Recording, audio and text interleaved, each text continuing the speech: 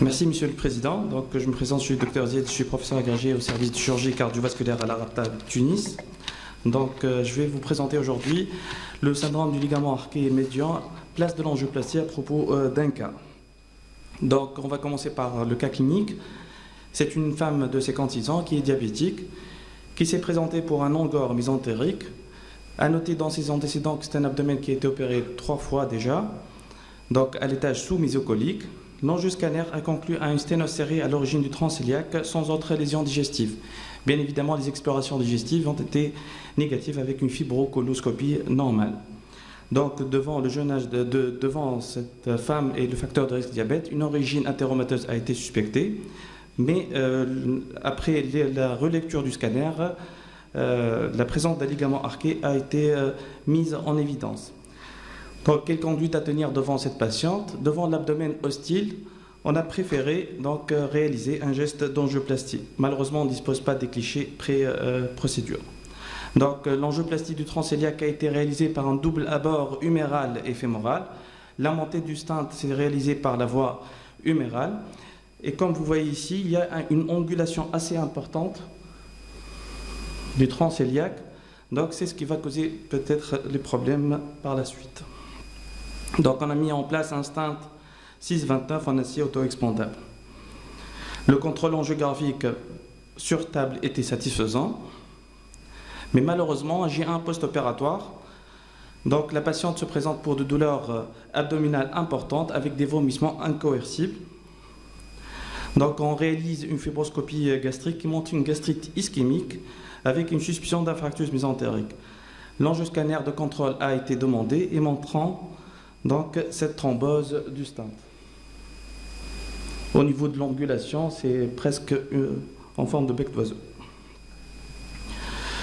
Donc, on a repris la patiente par voie abdominale après libération des différentes adhérences et éloignement de l'œsophage. On a ouvert le pilier diaphragmatique et on a contrôlé l'aorte en sus cœliaque et on a réalisé un pontage aorto-hépatique par une prothèse PTFE numéro 8.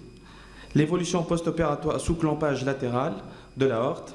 Donc, les suites opératoires ont été satisfaisantes avec une bonne évolution post-opératoire. Le contrôle à 6 mois était satisfaisant, la patiente étant asymptomatique jusqu'à maintenant. Voici le scanner de contrôle. Non, ça ne marche pas.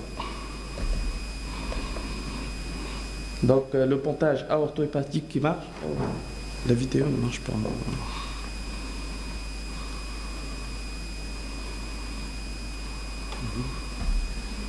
Normalement, lorsque je clique, ça tourne. D'accord.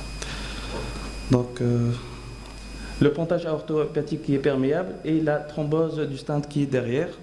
Malheureusement, la vidéo ne marche pas. Ok. Donc, la pathologie du tronc cœliaque avec un ligament arqué, c'est une pathologie qui est rare. Elle résulte de la compression du tronc cœliaque par le ligament arqué. Et il s'y associe généralement une composante nerveuse par la compression du plexus cœliaque. Comme le résume ce schéma, donc généralement elle est due à une variation de naissance du tronc cœliaque, soit c'est une naissance haute ou bien un pilier qui est plus bas inséré. Donc sur le plan clinique, elle touche surtout les femmes de 30 à 50 ans avec un sexe ratio de 4. Généralement, c'est une découverte fortuite. La symptomatologie est digestive avec une perte de poids et ça reste toujours un diagnostic d'élimination après avoir éliminé les autres causes digestives. L'imagerie, donc, on commence par l'écho Doppler qui montre la compression du tronc cœliaque, surtout aux manœuvres d'inspiration profonde. Ceci sera confirmé à l'angio-TDM et surtout à l'angio-RM qui va montrer les rapports étroits et la basse insertion du ligament arqué. Donc, qu'est-ce qu'on propose comme traitement chez ces patients? Le premier traitement qui a été proposé, c'est une chirurgie à ciel ouvert de libération du tronc cœliaque avec section des fibres du diaphragme, neurolyse et excision du plexus cœliaque. Ceci donne de bons résultats.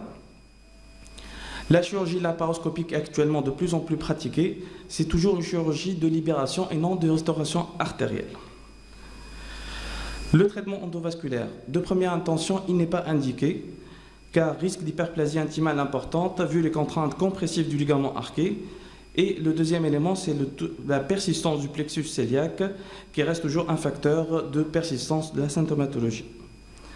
Le traitement endovasculaire, par contre, est indiqué après libération donc, du tronc cœliaque et persistance des douleurs en post-opératoire et au cours du suivi de l'évolution. Donc, c'est une pathologie qui est assez rare et dernièrement, en 2016, donc, il y a eu un article qui est une méta-analyse, qui est une revue de la littérature, qui est apparue au JAMA. Donc, c'est une étude qui a recueilli tous les travaux qui ont été publiés depuis 1995 sur ce sujet. Les points forts de cette étude qui montrent la place importante de la chirurgie laparoscopique dans la prise en charge du ligament arqué. Le traitement endovasculaire est un traitement de seconde intention et à partir de ces données, un algorithme qui s'est établi, le voici. Donc, devant un ligament arqué, il faut tout d'abord éliminer toute autre cause de ces douleurs. Si on a éliminé les autres causes digestives, on propose la patiente pour une chirurgie laparoscopique pour libération du tronc cœliaque. Si les douleurs persistent, le traitement endovasculaire peut être suggéré à la patiente. Sinon, la chirurgie de reconstruction vasculaire, c'est le dernier ressort. Donc, comme conclusion, c'est une pathologie qui est assez rare, souvent asymptomatique et diagnostic d'élimination, prise en charge essentiellement laparoscopique, le traitement endovasculaire et de seconde intention. Merci.